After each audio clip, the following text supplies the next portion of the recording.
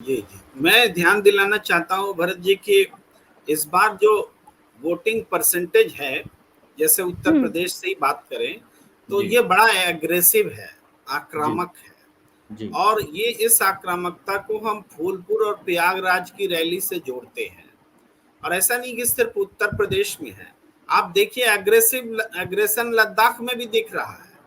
लद्दाख में जबरदस्त एग्रेशन है। अभी तक 3 बजे तक 62% के करीब मतदान हो चुका है। 3 बजे का डाटा आ गया है। और यहाँ उत्तर प्रदेश में भी देखें तो पिछले बार हमने एक जगह आज हिंदुस्तान टाइम्स में एक आंकड़ा आया था, उसके मुताबिक इन सीटों पर जिसमें कि आज मतदान हो रहे हैं, औसत मतदान अगर 67% के आसपास था देश में, तो यहाँ पर 62 था। यानी ये वो उत्तर प्रदेश में, बल्कि हाँ, उत्तर प्रदेश में ओवरऑल जो मतदान था तो उसके मुकाबले 5% कम मतदान हुआ था इन सीटों में जहां आज चुनाव हो रहे हैं। लेकिन इस बार तो उल्टा नजर आया है, इन सीटों में ज्यादा मतदान होता दिख रहा है जब अभी तक जितने चरण हुए उसके मुकाबले। और ये फीसदी आपको कम से कम भी तो अभी उत्तर प्रदेश में 47.55% का है एवरेज, जो ओवरऑल एवरेज के बराबर है, जो पूरे देश का एवरेज है उसके बराबर है। उत्तर प्रदेश के सारे चरणों के मुकाबले ज्यादा है। ये मैं थोड़ा जोर देके इसलिए बोल रहा हूं क्योंकि ये ट्रेंड बता रहा है। अब तक जो 1 2 3 4 चरण बीते उसमें था कि जहां वोटिंग कम हो रही थी, बीजेपी के लोग उत्साह में नहीं थे। जैसा कि महाराष्ट्र में इस बार भी अभी भी ट्रेंड बरकरार है, वो दिख रहा था, उसमें बीजेपी का नुकसान हमें साफ साफ दिख रहा था। लेकिन ये बीते दौर में जो इनका बीजेपी का चुनाव प्रचार हुआ, आत्मघाती चुनाव प्रचार, चाहे अंबानी अडानी के बारे में बोला हो, चाहे हिंदू मुसलमान के बारे में बोला हो, जो भी नरेंद्र मोदी जी ने बोला वो बैकफायर किया। तो इससे क्या हुआ कि दलित, अति पिछड़ा वर्ग और आदिवासी, ये तीनों वर्ग बहुत अच्छे से मोबिलाइज होकर के इस बार आक्रामक वोटिंग कर रहा है। नतीजा है कि ये एक बड़ा परिवर्तन, माने आज से लेके ऑनवर्ड तो 41 सीट्स हैं उत्तर प्रदेश में। इसमें आप देखेंगे जब चुनाव परिणाम आएंगे तो बड़ा परिवर्तन दिखेगा इंडिया गठबंधन के फेवर में, और बीजेपी को बड़ा नुकसान। इसका सिम्टम समझिए, आज मायावती जी का बयान देखिए। मायावती जी से तो ज्यादा कोई नहीं समझता कि उनके वोटर कहाँ हैं और कहाँ जा रहे हैं। हम लोग से ज्यादा समझती है मायावती जी। मायावती जी कहती हैं कि परिवर्तन के लिए जनता वोट कर रही है। समझिए कितनी बड़ी बात है ये। तो ये इसका मतलब क्या है, और अपील भी करती है कि लोग वोट करें ज्यादा से ज्यादा और परिवर्तन के लिए। इसका मतलब है कि जनता इंडिया गठबंधन के लिए वोट कर रही है, ये बात मायावती कह रही है, खुले तौर पर कह रही है। इतना इतना स्पष्ट अब तक उन्होंने नहीं कहा था। और दूसरी बात भी उन्होंने कही कि मतदाताओं में चुप्पी है। हालांकि मैं इस बात से सहमत नहीं हूं कि मतदाताओं में चुप्पी है। ये बात शायद वो अपने कार्यकर्ताओं को समझाने के लिए बोल रही हो कि मतदाताओं में चुप्पी है, कुछ हमारे पक्ष में भी अच्छे परिणाम आएंगे। दरअसल इस बार मतदाता जितना वोकल है, कम बार दिखता है। अरे खदेड़ रहे हैं भारतीय जनता पार्टी के उम्मीदवारों को। अभी भी आप विजुअल चल रहे हैं, देखिए लाहौल स्पीति में कंगना रनावत को काले झंडे दिखाए जा रहे हैं। उत्तर प्रदेश में तो हमने जगह जगह देखा ही था। हालात यह है कि आपने मोहनलालगंज के सांसद को सुना था, कैसे उन्होंने कहा कि भाई 25,000 वोट गिर भी जाएगा तो क्या, लेकिन वो नाराज लोगों को मनाने के लिए नहीं जाने वाले। ये खबर भी हमने देखी। ये हम जस्ट उदाहरण में बता रहे हैं। ये जनता इस बार खूब बोल रही है। और ये जो रैली में प्रयागराज और फूलपुर में है, वो भीड़ थोड़े है, वो जनता है। जनता भीड़ तो बहुत किस्म से होती है, आकर के सामने में खड़े हैं, तालियां बजा रहे हैं, नारा नेता लगाता है तो पीछे से वो भी लगाता है, वो है भीड़। जो किसी की बुलाई हुए होती है या किसको किसी भीड़ को जगाया जाता है। अरे ये तो जगी हुई जनता है जो लहर की तरह आगे बढ़ रही थी। आगे वाले लोगों को समझ में नहीं आ रहा था और आगे कहां जाए, इतना धक्का पीछे से आ रहा था कि वो मंच तक पहुंच गए, बैरिकेड टूट गया। ये है जनता उमड़ी है।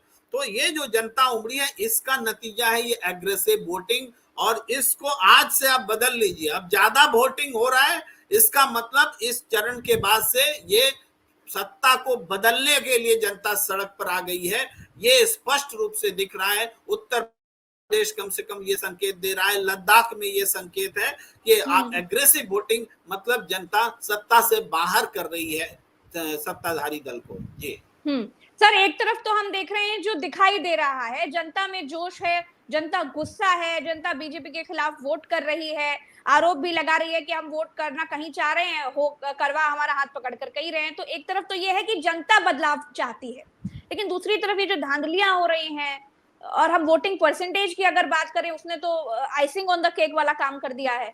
तो इसको आप मतलब कैसे देख रहे हैं? जनता कितनी भी कोशिश कर ले, जी इसको हम इस रूप में देख रहे हैं कि जो चीजें हमारे सामने आ रही हैं वो रेजिस्टेंस ऑफ द पीपल सामने आ रहा है, जो पिछले चुनावों में नहीं दिखा करता। जी बिल्कुल। इस बार जनता इवन कांग्रेस के लोग को मार रहे हैं, अगर कांग्रेस के बूथ एजेंट की पिटाई हो रही है तो इसका मतलब कांग्रेस का बूथ एजेंट खड़ा है, इस बात का प्रमाण है ये। तो हम इस रूप में देखते हैं कि जगह जगह से ये घटनाएं हो रही हैं, यानी मामला एक तरफा नहीं है, आपको प्रतिरोध का सामना करना पड़ रहा है। चीजें हमारे सामने आ रही हैं, पहले आती नहीं थी। पहले लोग बोलते थे ईवीएम से और अरे हार रहे हो इसीलिए ईवीएम की बात कर रहे हैं। अब ऐसी बात नहीं है, अब जनता आगे बढ़ के बोल रही कि देखो ईवीएम में गड़बड़ी है, उसके पदाधिकारी गड़बड़ी कर रहे हैं। जनता बोल रही कि हमने साइकिल में वोट डाला और चला गया, बीजेपी में जबरदस्ती उंगली लगवाया गया, ये सब पब्लिक बोल रही है। इसलिए ये बहुत बदलाव है इसमें, इसको हमें पॉजिटिव रूप में देना चाहिए। हमें भी गुस्सा आता है इन चीजों को देख करके, लेकिन जब हम विश्लेषण करते हैं तो इस विश्लेषण का मतलब यह है कि ये रेजिस्टेंस है पब्लिक की ओर से और इसका नतीजा निकलेगा। जी पुष्पेंद्र शर्मा सर के पास चलते हैं। सर, आपको क्या लगता है, बीजेपी बहुमत के पास रहेगी, नहीं रहेगी? क्या देख रहे हैं, आपका अनुमान क्या है?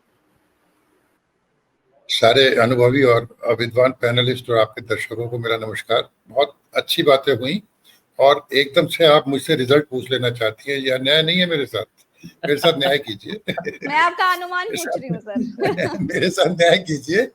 देखिए, कुछ बातें बड़ी अच्छी हुई है। जो राहुल गांधी ने कल कहा कि गलत मत करो, देख लेंगे, उससे पहले भी आपको याद होगा एक रैली में इन्होंने कहा था, और तब भी उन्होंने ईडी और सबके लिए इशारा किया था कि उन अफसरों को भी देखा जाएगा जो संविधान में के अनुरूप काम नहीं कर रहे हैं। काश ये काम वो 6 महीने पहले कर लेते तो बहुत सारी ईडी की रेट रुक जाती। असल में है क्या कि विनम्रता हमेशा पे नहीं करती और विनम्रता को कायरता समझ लिया जाता है। अगर ये आक्रामकता गठबंधन 6 महीने पहले से अपना लेता तो आज दृश्य ही बहुत अलग होता, अलग हो चुका है और ज्यादा अलग होता। 6 महीने पहले आप और हम कहाँ मान रहे थे कि चुनाव में इतनी टक्कर दे पाएंगे? तब तो हम लोग राम मंदिर को मान रहे थे कि भाई हो जाएगा, जनवरी में सब सुनामी सी आ जाएगी। और 400 पार के विमर्श पे हम लोग बात कर रहे थे। हम लोग ये बात ही नहीं कर रहे थे कि बहुमत भी मिलेगा नहीं मिलेगा, हम ये कह रहे थे कितनी सीटें आ पाएंगी, इतनी आ पाएंगी, नहीं आ पाएंगी। तो ये विमर्श किसने बदला? ये विमर्श कुछ बदला था, लेकिन पहले चरण की जिस दिन वोटिंग हुई तो सुर बदलने सबके शुरू हो गए कि ये क्या हो रहा है। और हम जैसे जो फील्ड में नहीं जाते उन लोगों को भी समझ में आने लगा कि भाई कुछ तो हो गया है। फिर 20 तारीख को जब प्रधानमंत्री मोदी आ गए अपनी पिच पर, ज्यादा बच्चे पैदा करने वाले और घुसपैठियों को देंगे, तो स्थिति समझ में आई कि जो आत्मविश्वास, अति आत्मविश्वास जो अभी कहा था वानखेड़े जी ने भी और सबने, राकेश जी ने भी कहा था, तो वो अति आत्मविश्वास हिल गया और नैरेटिव चेंज करना पड़ा। तो कितनी रोचक बातें हुई। जो बीजेपी हमेशा विपक्ष को अपनी पिच पर खिलाती थी, अब वो दूसरों की पिच पर खेलने को मजबूर हो गई। वहां से उसके बाद और फंसे, आरक्षण पर और फंसे। जब आरक्षण की बात आई तो उसमें सफाई देनी पड़ी कि हम तो आरक्षण विरोधी नहीं है। तो ये जो सारी घटनाएं इस चुनाव में हो रही हैं, ये हमें 2014 में देखने को नहीं मिली, ये हमें 2019 में देखने को नहीं मिली। तो यानी कि ये कितना बड़ा परिवर्तन है। और मैं प्रेम कुमार जी की उस बात से सहमत हूँ और ये बड़ा अच्छा नजरिया उन्होंने पेश किया और मैं उससे कन्विंस भी हूँ कि अगर ये घटनाएं सामने आई, जो कि बूथ पे रायबरेली पे जाके शायद अवधेश सिंह का नाम दिया उन्होंने सीधे अवधेश सिंह आए थे, उनके भाई आए थे। तो सवाल ये है कि वो खड़े होकर रिपोर्ट तो करी, यानी कि जो वंचित थे, अगर गाँव में हम पुरानी परंपरा को याद रखें, अगर वंचित थाने पहुंचने लगा तो बदलाव तो आ गया। तो जैसे कि बूथ पर खड़े थे। अब इस परिप्रेक्ष्य में हमें एक बात और याद रखनी होगी और वो शायद सबको जानकारी में भी होगी। हम पिछली बार के अमेठी के चुनाव को क्यों नहीं याद करते हैं? जो रिपोर्टर्स थे उन्होंने एक रात पहले क्यों कह दिया था सर कि बहुत पैसा खर्च हो रहा है सर, सारे प्रधानों के पास पहुंच गई है सर, और जो बूथ वाले लोग थे कांग्रेस के, उनके तो बस्ते रात में छीन लिए गए थे, अगले दिन तो लगे ही नहीं थे। और फिर बाद में चाहे ये वोटिंग परसेंटेज बढ़ना हो, ईवीएम की बातें हो, जो अशोक जी ने भी जिस तरह से भाई आयोग के लिए कहा, इनसे ज्यादा बुलंद आवाज में तो कोई कह नहीं सकता। तो ये सारी चीजों का जो घालमेल है, ये अब हताशा में है। अब ये उसमें युद्ध जीतने की स्थिति वाला नहीं है, ये हताशा वाला दिखाई दे रहा है मुझे हताशा वाला दिखाई दे रहा है। और दूसरी बात बड़ी मोटी सी है भाई, 14 सीट थी, 14 में से एक सिर्फ रायबरेली विपक्ष पर थी, सारी सीटें आपके पास है, तो खोएगा कौन? जो हालात है, क्या ये कह रहे हैं प्रयागराज की जो कल की रैली, मतलब जिसमें नहीं दे पाए भाषण, फूलपुर का और सब जगह का, हालांकि इसके विरोध में लोग तर्क देते हैं, अभी दूसरे का दे रहे थे कि साहब 2022 की रैली में भी भीड़ तो बहुत आ रही थी पर वोट में कन्वर्ट नहीं हुई। होता है, ऐसा भी होता है, लेकिन ये हमेशा नहीं होता। इस बार जो जिस तरह से देखिए बहुत सी बातें हो गई, पीडीए थोड़ा बहुत काम कर रहा है मुझे लगता है, अगर 100% नहीं करा तो उसने काम किया। सबसे बड़ा काम 400 पार वाला नारा बूमरेंग कर गया, उल्टा पड़ गया। उससे ये बात साबित हो गई कि आपकी मंशा आरक्षण खत्म करने की है, और इसको वो संभाल नहीं पा रहे हैं। इस बात को वो संभाल ही नहीं पा रहे, चाहे कितना ही कहते रहे, लेकिन वो बात घर कर गई। संविधान खत्म करने वाला मामला बहुत उल्टा पड़ रहा है, बहुत उल्टा पड़ गया भरत जी। अब आप ये देखिए कि जिस बेल्ट में हम हैं, लगभग जातियों का तय होता है भाई, ये यहाँ वोट देगा, वो वहां देगा, वो वहां देगा। बात वही आ जाती है कि चेंज एजेंट ऑफ चेंज कौन होगा? तो चेंज एजेंट बनेंगे दलित, चेंज एजेंट बनेंगे ओबीसी। क्या वो मायावती पे जा रहे हैं? क्या वो सिर्फ सीधे बीजेपी पे ऐसे ही रह जाएंगे जैसे थे, या उनके मन में एक शंका घर कर गई है कि भाई नहीं, आरक्षण खत्म किया जा सकता है? अगर उनके मन में ये बातें घर कर गई है तो फिर तो वो खेमा बदल लेंगे। अब खेमा बदल के वो मायावती जी के पास तो जाएंगे नहीं, उन्हें पता है कि कहाँ जीत हो रही है, कहाँ हो रही है, कहाँ हमारा वोट वेस्ट नहीं होगा। तो मुझे लगता है कि ये सारी चीजें मिला के जो एक केमिकल तैयार हुआ है, ये केमिकल एक चेंज को दर्शा रहा है। अब वो कितना सीटों में परिवर्तित होगा, वो 1.5 लाख के मार्जिन वाली 50,000 रह जाएंगी या सीटें चेंज हो जाएंगी, वो एक मैसेज मिलेगा।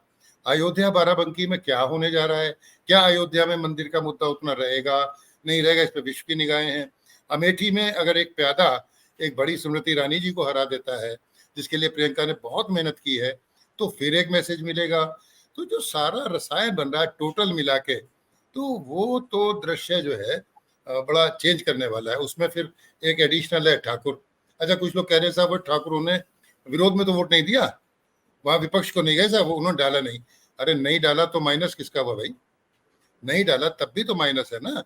जो राजा भैया का रेफरेंस और प्रसंग आप दे रहे थे, मैं उनके कहने से अगर वो या तो वो सभा में डाल दें, उन्होंने कहा भाई आप जहां मर्जी डाल दीजिए। अच्छा, मैं कहता हूँ सभा में नहीं डाला, उन्होंने शपथ जो मकराना से आए थे उनके सामने संकल्प लिया कि भाई नहीं डाल रहे वोट, तो नहीं डाला तब भी नुकसान है भाई, तब भी किसका नुकसान है? जहां ज्यादा मार्जिन तो था नहीं, खासतौर पर अमेठी में 50,000 का जैसे भी वो मार्जिन किया गया था।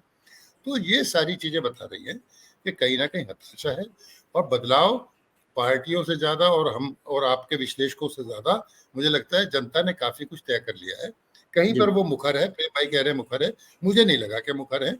कई जगह पे साइलेंट वोटिंग भी है, बल्कि उनके साइलेंस ने भारतीय जनता पार्टी को ज्यादा परेशान किया है।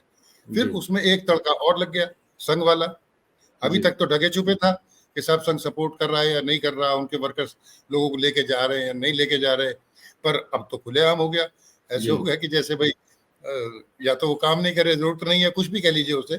तो ये सारी चीजें मिलके क्या पुरानी स्थिति लौटा पाएंगे? मुझे नहीं लगता।